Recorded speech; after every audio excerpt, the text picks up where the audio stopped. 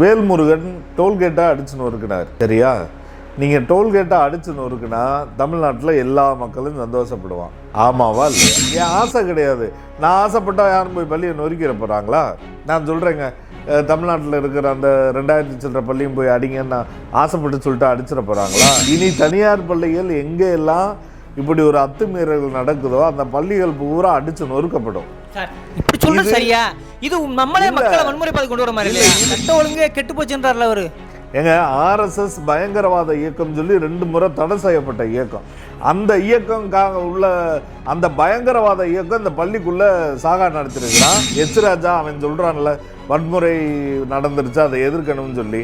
அவன் ஆதரிக்காத வன்முறை ஒன்று சொல்லுங்க. ஏண்டா நாயே, இந்து இல்லையா ஸ்ரீமதி மாணவி? அடித்தவன் பூரா கேஸ் வாங்கினவன் பூரா அதிகமான பேர் இந்து தானடா. சரிங்களா? பிள்ளைய பறி கொடுத்துட்டு கொதிச்சு போய் பேசிக்கிட்டு இருக்கோம் இல்லையா? இந்த வன்முறைகளை நாங்கள் இது நடத்தணும். இது இந்த மக்களுடைய கோபம் இன்னும் வெளிப்படும். தமிழ்நாட்டில் தனியார் மையத்தை அடித்து எப்படி நொறுக்கணும் அப்படின்ற கோபம் மக்கள்கிட்ட இருக்கு. நான் முதல்வர் ஸ்டாலினுக்கு சொல்லக்கூடிய விஷயம் என்னன்னா, இந்த தனியார் மையத்தை நீங்க அடிச்சு நொறுக்குங்க. டிராக்டர் எடுத்து டிராக்டர் மோதுறான், அடிச்சு நொறுக்குறான். எல்லாத்தையும் பார்க்க நல்லா இருக்கு, மனசுக்கு ஆறுதலா இருக்கு. ஏன் அப்படி இருந்துச்சு நீங்க உங்களை கேட்டு பாருங்க. கடந்த 20 ஆண்டுகளாக தனியார் மையத்தின் மீது இந்த தனியார் பள்ளிகள் நடந்திருக்கக்கூடிய ரவுடித்தனம், அயோக்கியத்தனம், பொறுக்கித்தனம் விடுங்க. முதல்ல வன்முறையை ரசிச்சோம் சொல்றீங்களே, இது எப்படி சரி?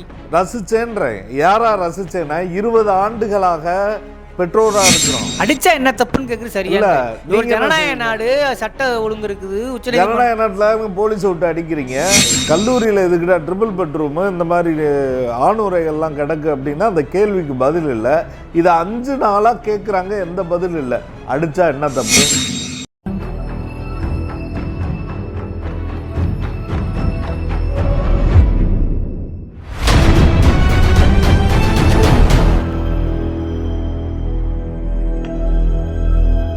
சார் வணக்கம்.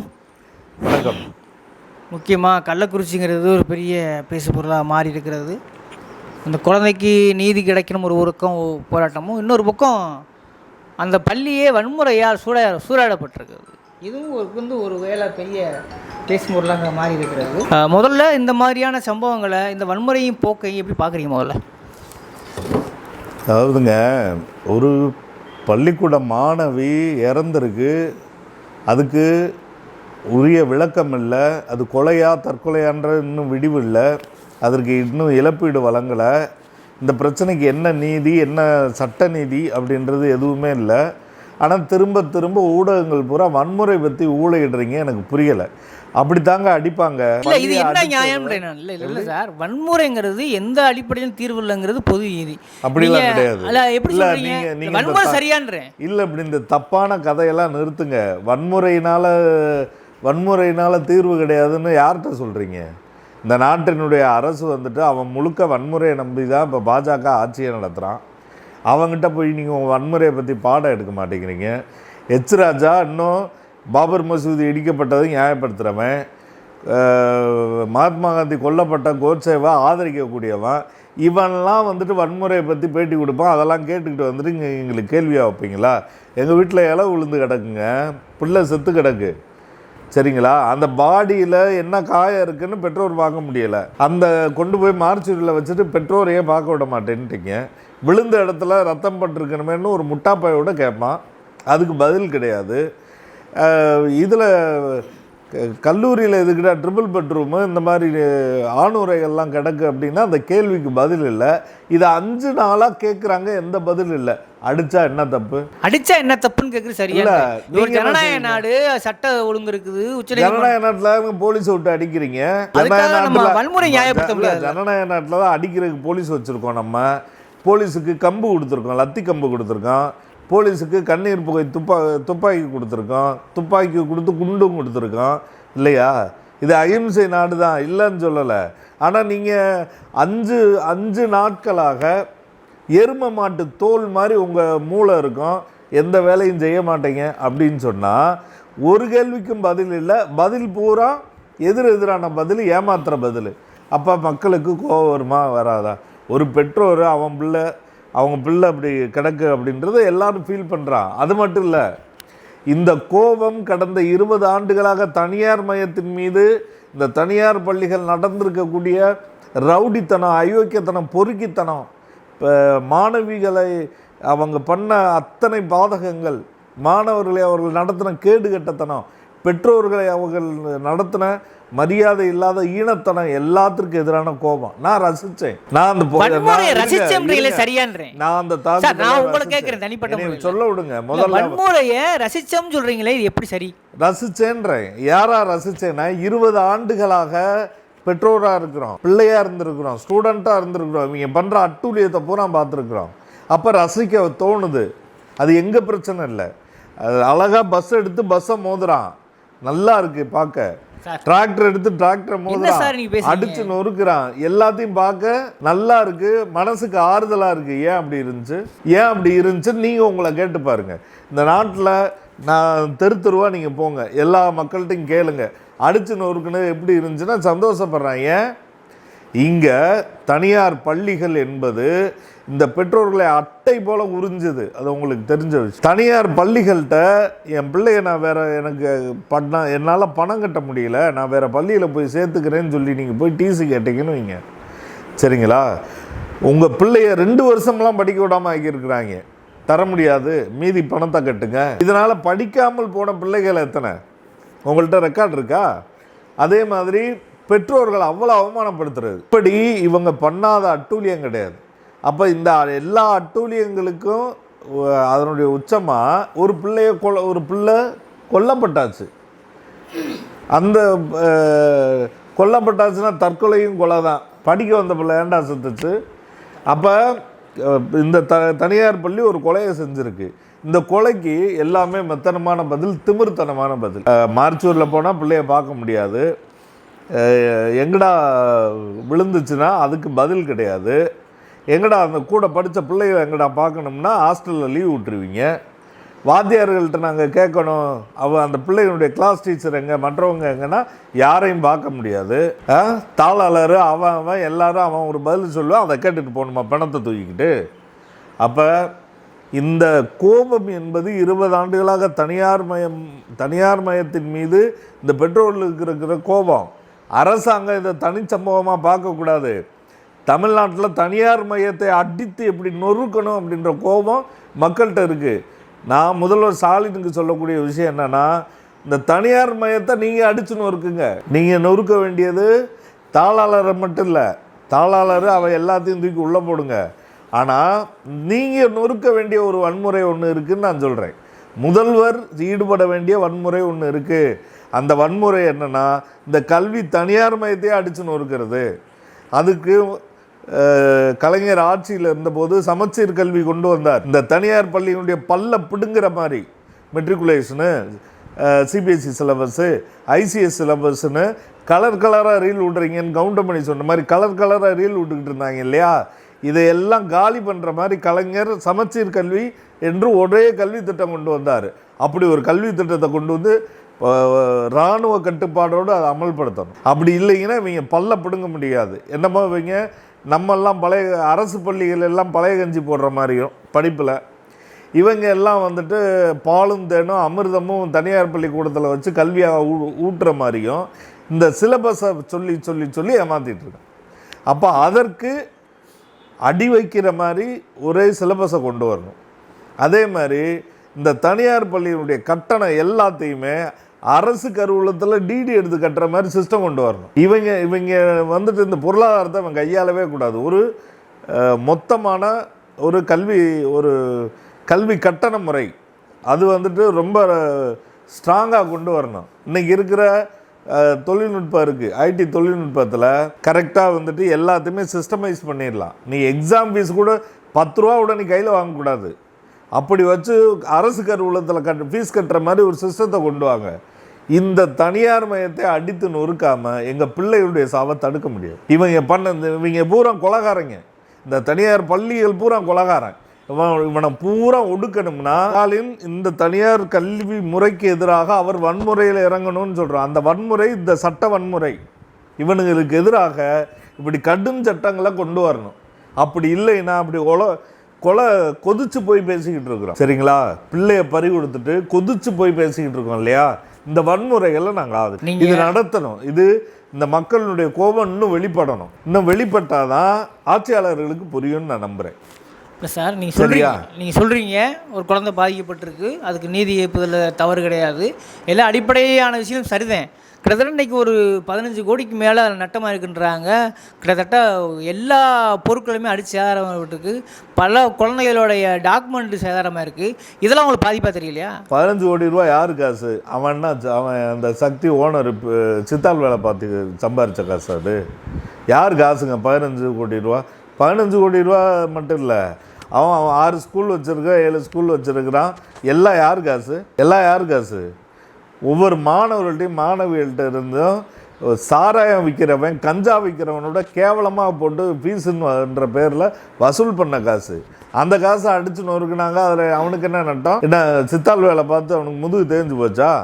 அப்படி அவன் சம்பாரிச்சான். அதை திருட்டு பயிலும் கொள்ளக்காரனும் அவன் குறுக்கோழி பேர்களில் தான் கல்வி அதிபராக இருக்கான். அப்போ அவனுக்கு லாஸ் ஆச்சுன்ற பற்றி இப்படி ரொம்ப வந்துட்டு அக்கறைப்படுறீங்க. உங்களெல்லாம் என்ன செய்யறதுன்னு தெரில சார். நீங்கள் சொல்கிறது அதுவும் நீங்கள்லாம் அறிவுத்துறை ஊடகத்தில் வேறு இருக்கிறீங்க. அசிங்கமாக இருக்குது கேட்கவே.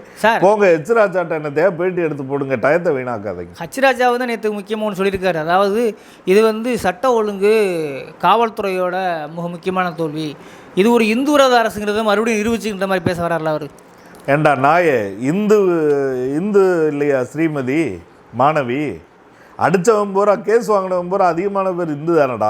அப்புறம் ஏன்டா நீ இந்து விரோதி சந்து விரோதின்னு பேசிக்கிட்டு இருக்கிற அயோக்கிய நாயே? இவர்களை எல்லாம் நீங்கள் பேட்டி எடுத்து அவனுக்கு வந்துட்டு ஊடக வெளிச்சம் வேறு கொடுக்குறீங்க பாருங்க. அவன் எந்த கலவரத்தை அவன் நியாயப்படுத்தலை. ஹெச்ராஜா அவன் சொல்கிறான்ல வன்முறை நடந்துருச்சு அதை எதிர்க்கணும்னு சொல்லி, அவன் ஆதரிக்காத வன்முறை ஒன்று சொல்லுங்கள். அவனுக்கு என்னங்க மரியாதை வேண்டி கிடக்கு? அவனுக்கு என்னங்க கருத்து சொல்றதுக்கு அவனுக்கு என்னங்க உரிமை இருக்கு? அவன் ஒரு கிரிமினலுங்க. கிரிமினல் அரசியல். பாஜக அரசியலே கிரிமினல் அரசியல் தானே. டெல்லியில் நீங்கள் உத்தரப்பிரதேசத்தில் புல்டோசர் எடுத்துகிட்டு போய் இடிக்கிறாங்க போராடின ஒரு வீட்டை. எந்த சட்டத்திலங்க இருக்குது? உயர்நீதிமன்றம் உத்தரவு போட்டிருக்கா? எப்படிங்க போராடினாரு அப்படின்றது குற்றச்சாட்டு தானே. இப்போ நீங்கள் ஸ்ரீமதிக்கு என்ன பண்ணுறீங்க? அவனை அந்த சக்தி நிறுவனத்தினுடைய ஓனரை அவனை குற்றவாளியாக நீங்கள் எப்படி பாவிப்பீங்க? அவன் மேலே குற்றச்சாட்டு தான் இருக்குதுன்னு சொல்கிறீங்க இல்லையா? அவன் தீர்ப்பு வர்ற வரைக்கும் அவன் நிரபராதின்னு சொல்கிறீங்க.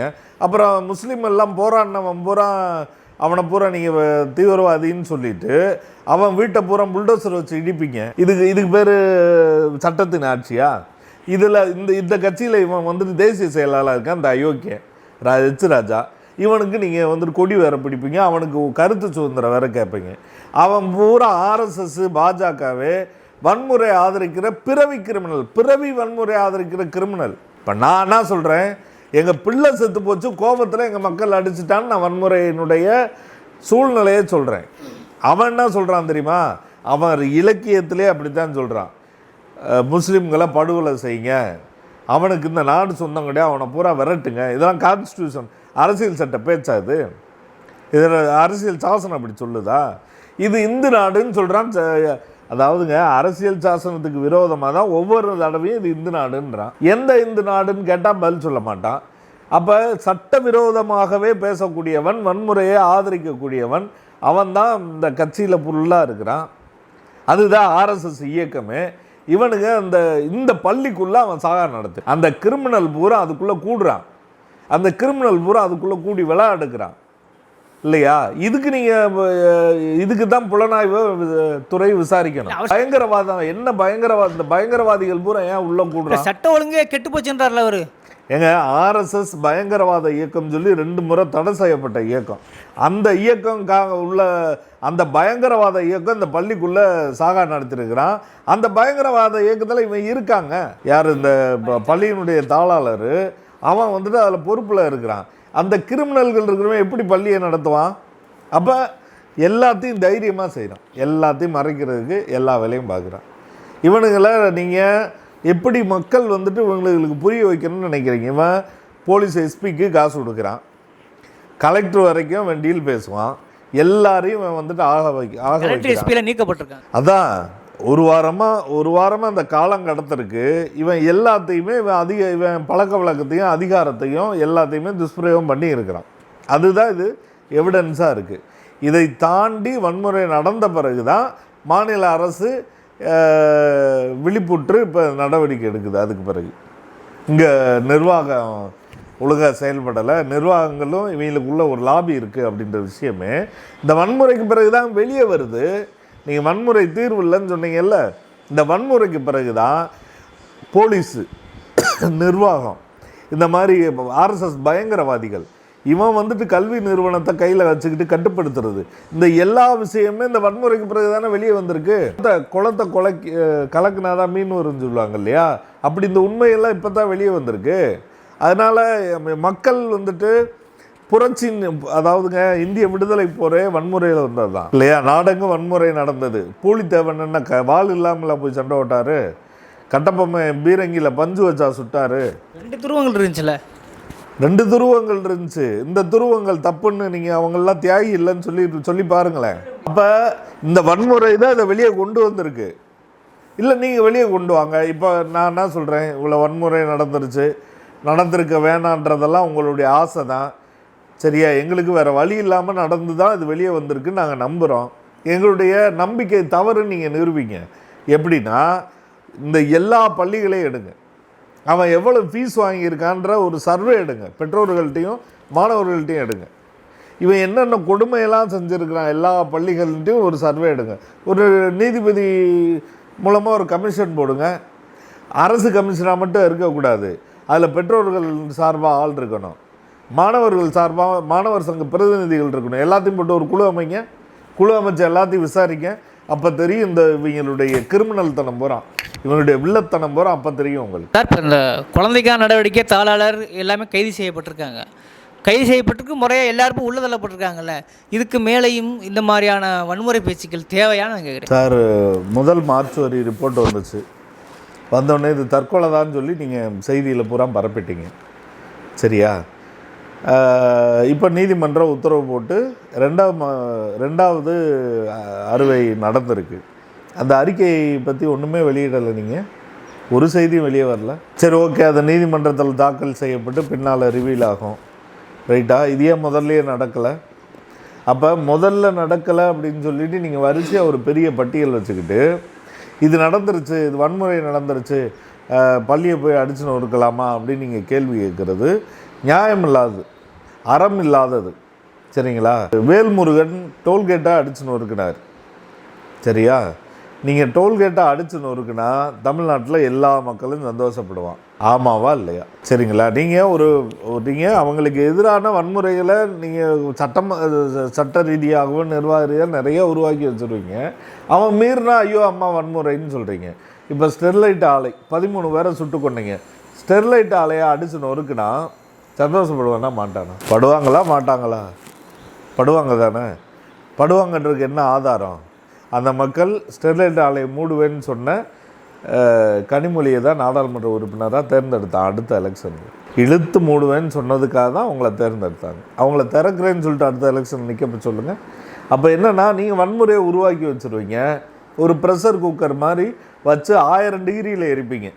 அதில் ப்ரெஷர் குக்கர் வெடித்து போச்சுன்னு சொன்னால் காரணம் வந்துட்டு ப்ரெஷர் குக்கரு, அதுக்குள்ளே இருந்த ஆளுகன்னு வைங்க. இது என்ன உலக நியாயம்னு தெரில. அதாவதுங்க, வன்முறைக்கு அறம் உண்டுங்க, சரியா. இது தாங்க புரட்சி, இது தாங்க விடுதலை இந்தியாவில் காலங்காலமாக நடந்திருக்குங்க. அதனால உங்களை போன்ற இடதுசாரிகள் இப்போ மாற்றிருக்காங்க. எப்படி? அதனால உங்களை மாதிரி இடதுசாரிகள் மாற்றிருக்காங்க, பெரியாரிஸ்டார் ஒருத்தர் மாற்றிருக்காரு, மக்களை மாற்றிருக்காங்க. அதனால நீங்கள் வன்முறை ஆதரிக்க என்ன? ஆமாம், இது வலதுசாரி வன்முறை, வலதுசாரியினுடைய தனியார்மய வன்முறைக்கு எதிரான இடதுசாரியை ஆதரிக்கக்கூடிய மக்களினுடைய கிளர்ச்சின்னு நீங்கள் சொன்னீங்கன்னா அதை நான் வரவேற்க கடமைப்பட்டிருக்கேன். பாயிண்ட் ஆஃப் வியூவில் பார்த்தாலும் வன்முறை சரிங்கிற மாதிரியான துணியிலே கொண்டு போகிறீங்கல்ல, இது இது இது ஒரு அமைதியான சமூகத்துக்கு சரியான நல்லதாகுது இல்லை. இது ஒரு இடத்துல இப்போ நடந்திருக்கு, சரிங்களா. நான் சொன்ன தனியார்மய பள்ளி அதனுடைய அடக்குமுறைகள் தமிழ்நாடு முழுக்க நிறைஞ்சிருக்கு, ஏன் இந்தியா முழுக்கவே இருக்குது, சரிங்களா. இப்போ அது ஒரு பள்ளியில் நடந்திருக்கும் போதே ஆட்சியாளர்கள் சுதாரிச்சுக்கிட்டு, நான் தான் சொல்கிறேன், தமிழக அரசு தனியார் மயத்தை அடித்து நீங்களே நொறுக்கிடுங்க. இது தனியார் மயத்திற்கு எதிரான கோபம். அப்படி இல்லைன்னா தனியார் மயத்திற்கு எதிரான கோபம் இனிமேல் ஒவ்வொரு பகுதியிலையும் வரும். ஏன்னா நம்ம மக்களை பொறுத்தளவு ஒரு மாடல் காமிச்சா போதும், சரிங்களா? அவனுக்கு மாடல் தெரியாத வரைக்கும் தயங்கிக்கிட்டே இருப்பாங்க. ஒரு மாடல் காமிச்ச பிறகு மாடல் எடுத்துக்கிட்டு வெளுக்க ஆரம்பிப்பாங்க. இனி தனியார் பள்ளிகள் எங்கே எல்லாம் இப்படி ஒரு அத்துமீறல்கள் நடக்குதோ அந்த பள்ளிகள் பூரா அடித்து நொறுக்கப்படும். இப்படி சொல்றது சரியா? இது நம்மளே மக்களை வன்முறை பாதை கொண்டு வர மாதிரி இல்லை, இது மக்கள்கிட்ட இன்னைக்கு பொங்கி பெருகி நிற்கிற கோபம்னு நான் சொல்கிறேன். என் ஆசை கிடையாது. நான் ஆசைப்பட்டா யாரும் போய் பள்ளியை நொறுக்கிற போகிறாங்களா? நான் சொல்கிறேங்க, தமிழ்நாட்டில் இருக்கிற அந்த 2000 சில்லற பள்ளியும் போய் அடிங்கன்னு நான் ஆசைப்பட்டு சொல்லிட்டு அடிச்சிட போகிறாங்களா? இது நான் என்ன சொல்கிறேன்னா, அங்கே கொடுமையான ஒரு வன்முறையை நீங்கள் நிறுவி வச்சுருக்கிறீங்க, கட்டமைப்பாக நிறுவி வச்சுருக்கிறீங்க.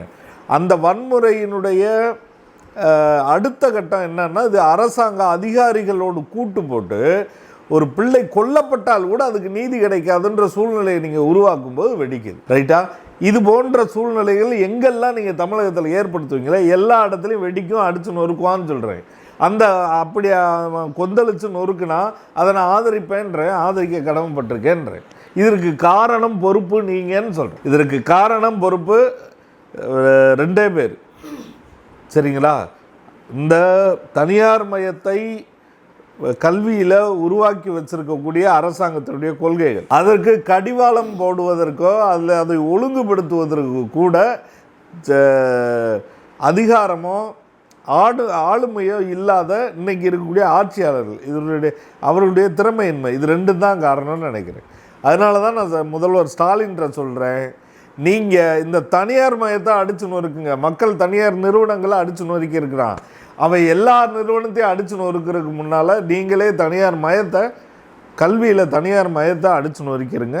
அதான் நல்லதுன்னு சொல்கிறேன்.